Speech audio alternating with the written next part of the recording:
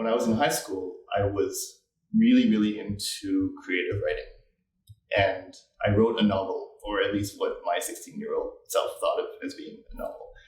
And I was, at the end of this huge project, I was less excited by the novel itself than by the prospect of what would happen if it had been turned into a movie and I got the chance to write music to it. I don't know where that connection was made, other than the fact that I had been listening to film music specifically for a long time, and I had developed kind of a passion for that art form. And I think a part of me, even though I had never written any music, thought that that was something I could try. The optimism of young people. And so I did, and I bought a $40 notation software program back in the 90s. And I began writing music to this hypothetical movie based on this thing that I'd written. And what I discovered was, regardless of whether it was good or bad, I just realized I could devote hours and hours and hours to doing this, and the time would go by and I wouldn't feel it pass at all. It was something that felt intrinsically meaningful, and it was engaging, and it was challenging. And after about 2 years of doing this, while I was sort of in my last couple of years of high school, I realized that I wanted to do more, and I wanted to study it formally and gain more real-world experience working with musicians. I applied for 2 programs at the University of Toronto. One was astrophysics, and one was music composition. And I got into both, and I chose music composition. So that was the beginning of the journey into where I am right now. I did my formal training at the University of Toronto, and I actually stayed at the school for about 10 and a half years because I did all of my degrees there. So I did my undergrad, my master's, and my doctorate there. And during this time, I learned a lot, but I also searched for opportunities within the city that I lived in, Toronto, to gain experience and to write as much as I could. I entered orchestral competitions for young composers. I worked and wrote arrangements for community orchestras, and I even started my own orchestra in 2007 called the Sneak Peek Orchestra. And all of these experiences were incredibly formative and incredibly enriching.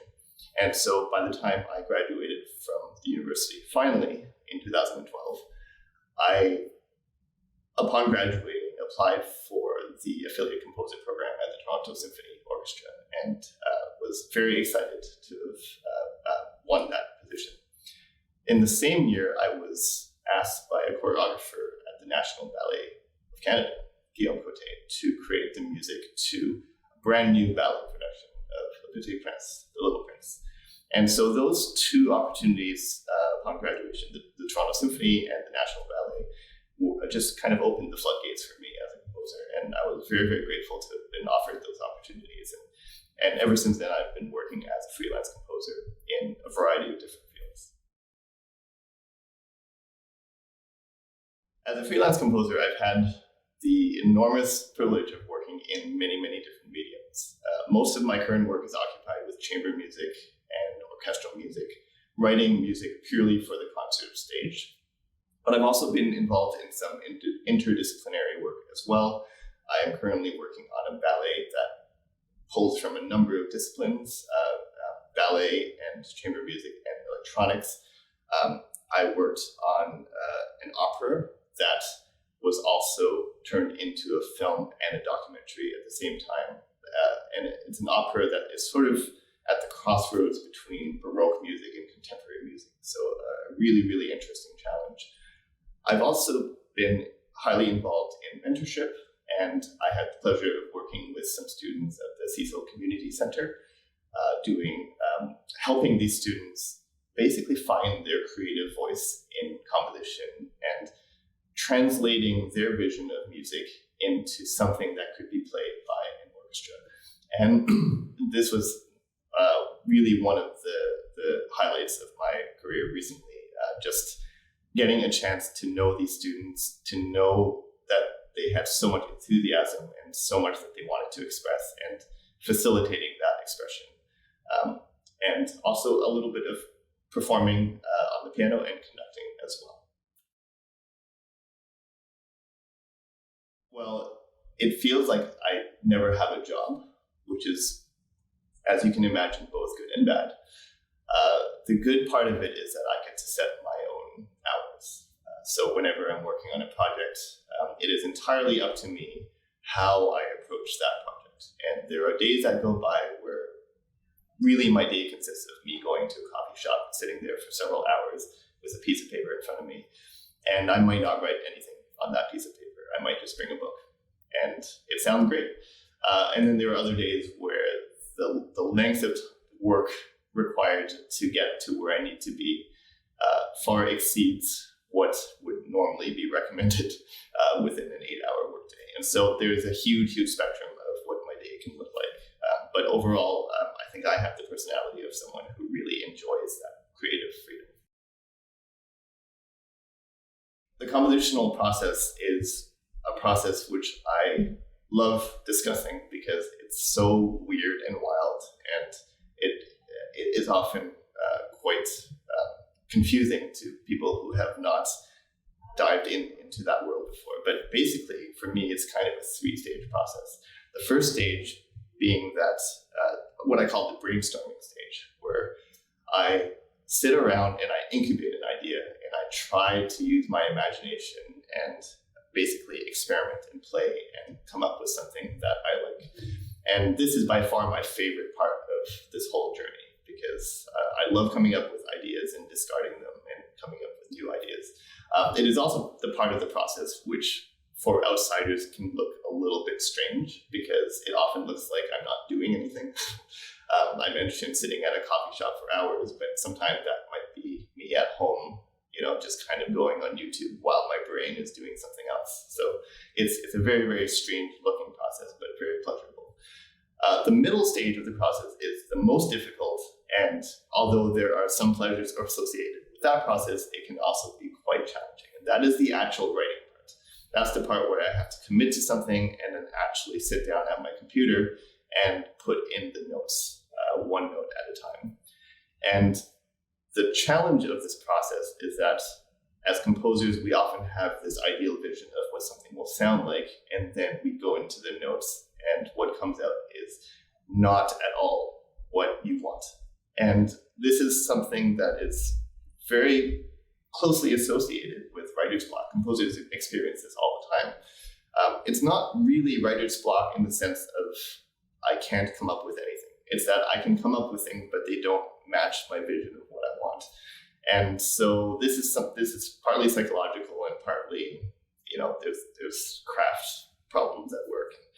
So this can be a really difficult part of the process, but I do take pleasure in it. I do find ways of mitigating some of the more difficult aspects of it. And in the end, the project gets finished one way or the other. The third part of the process is very enjoyable most of the time, which involves finally taking the music off the page, working with musicians, and hearing the music for the first time being realized by real musicians. I think that is something that is very, very fulfilling and very crucial for my own enjoyment in this whole art form.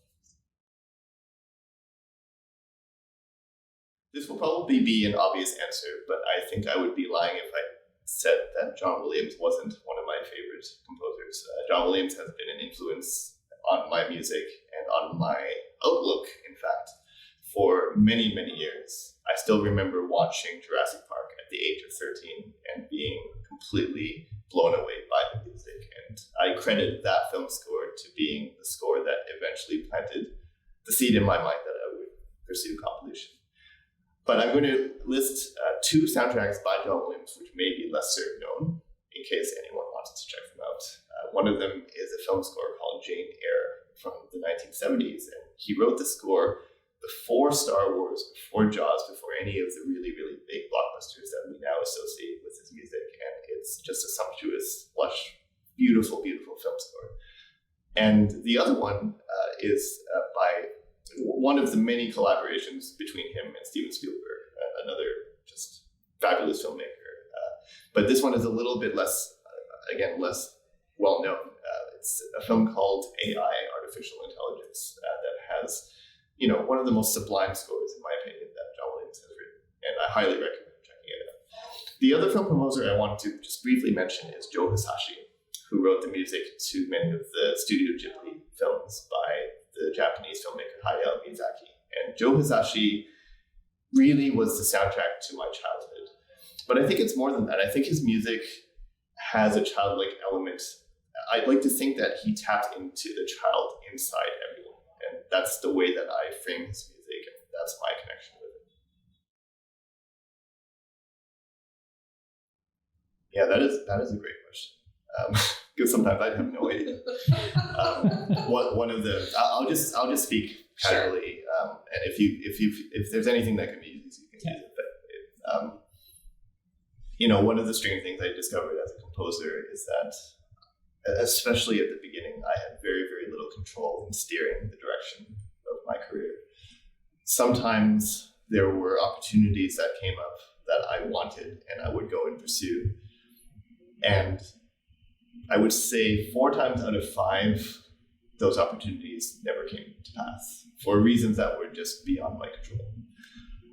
And then there were other times, and this is the majority of times really, where I would get an email from someone I didn't know, and they wanted music for a particular occasion. They wanted to commission me for a particular part of a program for a concert. And I genuinely took those opportunities and ran with them. And so how a career gets built in the world of freelance composition is such a mystery to me still. All I can say is that, especially at the beginning of my career, I said yes to everything, and I sought out opportunities to try new things all the time. I think that, as with many things, there is a cumulative snowball effect that happens when you start to work with different people in different situations.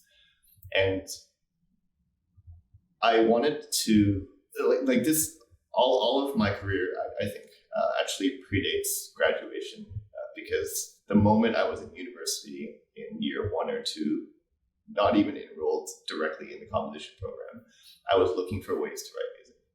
And some of those ways meant seeking out the film program at U of T, of which there was really only a very tiny, almost kind of extracurricular thing, to try and meet some people, attend every seminar that I could on the off chance that I might meet someone there that was interesting. And many opportunities came out of that.